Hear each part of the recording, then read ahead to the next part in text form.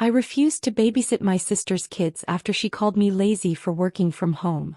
I work from home full-time as a project coordinator for a marketing agency. It's not glamorous, but it pays the bills, and honestly I like the flexibility. The problem? My sister doesn't think my job counts as real work.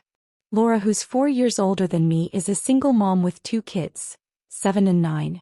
Her ex moved out of state, so she's been doing everything on her own, and I've always tried to help where I can. Babysitting occasionally, picking up the kids from school, sending her money when she's short. Normal sister stuff. But over time it started to feel like I'd accidentally signed up to be her unpaid nanny. At first it was small favors. Can you watch them while I run to the store? Or, can you print something for school?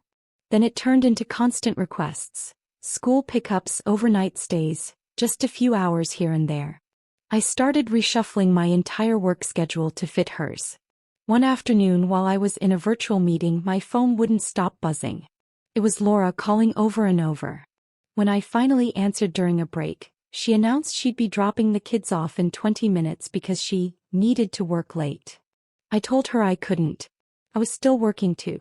Her tone immediately turned sharp. Apparently I was making it sound like I was saving lives in an ER, when in her mind I just sat at a computer all day. That stung more than I expected. It's one thing to ask for help. It's another to belittle what I do. I tried explaining how my job isn't just sitting around, but she brushed it off. According to her, real work meant leaving the house wearing a badge and having a boss who could physically see you being productive. For the first time I snapped a little. Told her I wasn't her babysitter and she needed to respect my schedule. She hung up on me. I figured she'd cool off, but the next week she texted again asking if I could watch the kids on Friday. I had a huge presentation that day and told her so. Her reply: "You're home anyway. Just put them in the living room with a movie." Then came the guilt trip. "I'd do it for you." That one hit hard because she knows I hate feeling like a bad sister. But I stood firm. The rest of that day she didn't text back, which honestly felt like a small victory. Except she didn't let it go. A few days later, my mom called to tell me Laura had almost lost her job because I refused to help. Mom's tone was the same mix of guilt and disappointment she used when we were kids. "Can't you multitask, honey? You're home anyway." It's like talking to a wall. No one wanted to believe that remote work could actually be work. Then came the breaking point. It was a Thursday morning. I was knee-deep in a client report when my doorbell rang. I checked the camera and there she was. Laura standing there with her kids' backpacks and all. When I opened the door, she just said she had a last-minute shift and needed me to keep them until 5. No warning, no discussion. Just assumption. I tried to remind her that I was literally working. She rolled her eyes and said something about me acting like I perform brain surgery for a living. Before I could even respond, she told the kids to go inside, and they did. Just walked right past me and plopped onto my couch like this was a normal drop-off. My jaw nearly hit the floor. At that point, the frustration I'd been bottling up for months just boiled over. I told her she couldn't keep doing this. Showing up unannounced and expecting me to drop everything was unacceptable. Her expression hardened. "You're really turning away your own family? You've changed." Then she slammed the door on her way out, loud enough to make my cat bolt under the bed. An hour later, the text started: "You're unbelievable. I had to call out because of you. You wouldn't last one day in my shoes." I didn't respond. I sat there staring at my screen, trying to focus on work while my chest ached from guilt and anger all tangled up together. That evening, Mom called again. Apparently, I yelled at Laura and kicked her out. I explained what really happened, but Mom just sighed and said Laura was overwhelmed. That's her answer to everything. I let it go. For a week, I didn't reach out. No texts, no calls. I just worked, slept, and tried to enjoy the silence. But guilt has a funny way of creeping back in. After a few days, I drove over to Laura's to talk things through. The kids were in their room and she was on the couch scrolling through her phone, looking like she couldn't care less. When I tried to bring it up, she didn't even look up. Still mad. I told her I wasn't mad, just frustrated.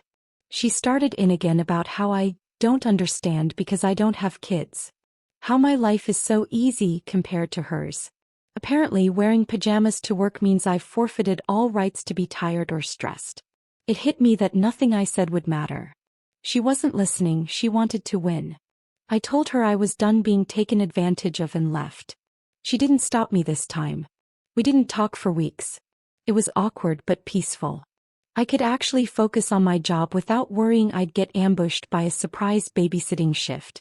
Then one afternoon I got a text from my nephew. "Hi Auntie. I miss you. Mom says you're mad but I hope we can see you soon." My heart sank. I missed them too. Whatever issues I had with their mom, they didn't deserve to be caught in the middle. We talked on the phone that evening. He told me about school and mentioned that they don't come over anymore because their mom said I'm too busy pretending to work.